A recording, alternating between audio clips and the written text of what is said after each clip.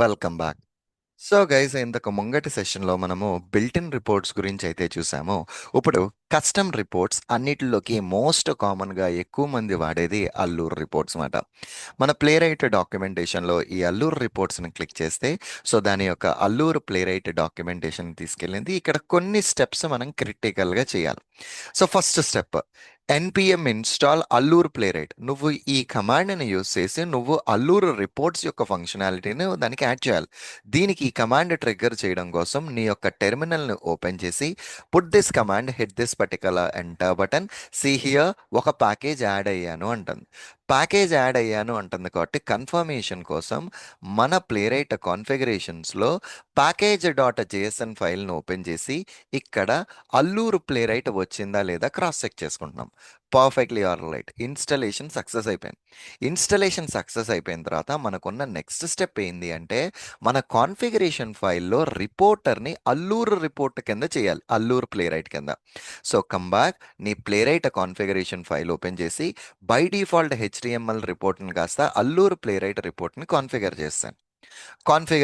So ఈ documentation చూస్తే installation అయిపోయింది, ప్యాకేజ్ జేఎస్ఎన్లో వెరిఫై చేసాము, అండ్ దెన్ రిపోర్టర్ని అల్లూరు ప్లే రేట్ని అప్డేట్ చేసేసాను. ఫోర్త్ స్టెప్ ఏంది అంటే, నువ్వు ఏ టెస్ట్ని అయితే ఎగ్జిక్యూట్ చేద్దాం అనుకుంటున్నావో ఆ టెస్ట్ని ఎగ్జిక్యూట్ చేస్తే కనుక ఆటోమేటికల్లీ అల్లూరు రిజల్ట్స్ అని ఒక ఫోల్డర్ జనరేట్ అవుతుందంట. సో హియర్ దీనికోసం నేను ఏంది అంటే కనుక NPX play right handle Windows 6 అన్నదాన్ని ఎగ్జిక్యూట్ చేస్తున్నా. నా స్క్రిప్ట్ ఎగ్జిక్యూషన్ అవుతుంది. ఎగ్జిక్యూట్ అయిపోయిన వెంటనే ఆటోమేటికల్గా అది అల్లూరు రిజల్ట్స్ అన్న ఒక ప్రోగ్రామ్ని అయితే ఫోల్డర్ని క్రియేట్ చేస్తుంది. Let us see. So here ఇదిగో ఈ పైన అల్లూరు రిజల్ట్స్ అని ఇట్ క్రియేటెడ్ ఏ ఫోల్డర్. ఇందులో ఇన్ఫర్మేషన్ అంతా జేఎస్ఎన్ ఉంది, which we can't understand properly. JSON information మనకు అర్థం కాదు కాబట్టి ఆ రిపోర్ట్ని, ఆ జేఎస్ఎన్ని మనకు అర్థమయ్యేలా రిపోర్ట్ జనరేట్ చేయడం కోసం ఇది ఇప్పుడు ఏం చేస్తుంది అంటే, ఈ కమాండ్ అల్లూర్ రిజల్ట్స్లో ఉన్న జేఎస్ఎన్ ఫైల్ యొక్క కంటెంట్ని మనకి అర్థమయ్యే రిపోర్ట్ జనరేషన్ కోసం అల్లూర్ రిపోర్ట్ అన్న ఒక ఫోల్డర్ని జనరేట్ చేసింది. So here Allure report. So here Allure report already ఉంటుందంటుంది. సో ఒక్కసారి let me delete this Allure report once. Okay, నా let me regenerate this one. Allure రిజల్ట్స్లో ఉన్న కంటెంట్ అంతా అల్లూర్ రిపోర్ట్ అని ఒక ఫోల్డర్ క్రియేట్ చేయంటున్నాం. సో ఇందులో మొత్తం యూజర్ ఫ్రెండ్లీ రిపోర్ట్, మనకు అర్థమయ్యే రిపోర్ట్ వచ్చింది.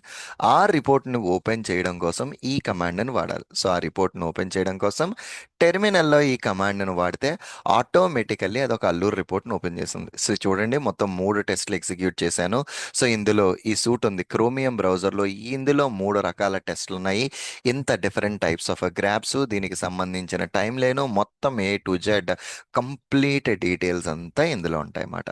Okay, so Allure reports generate చేయడానికి స్టెప్స్ ఏమేమి ఉంటాయి అన్నది ఈ డాక్యుమెంట్లో లిస్ట్ డౌన్ చేశాను.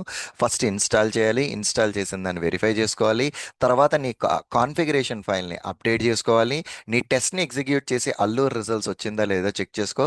అల్లూర్ రిజల్ట్స్లో ఉన్న కంటెంట్ అంతా జేఎస్ఎన్లో ఉంటుందో మనకి సరిగ్గా అర్థం కాదు కాబట్టి దాని నుంచి అల్లూర్ రిపోర్ట్ జనరేట్ చేయడానికి ఈ కమాండ్ వాడు. రిపోర్ట్ జనరేట్ అయ్యిందా లేదా చెక్ చేసుకుని ఫైనల్లీ ఆ రిపోర్ట్ని ఓపెన్ చేసుకో. That's it. These are all the steps that you need to follow in order to generate an Allure report. And okay, perfectly all right. See you again in the next lecture. Thank you. Bye bye.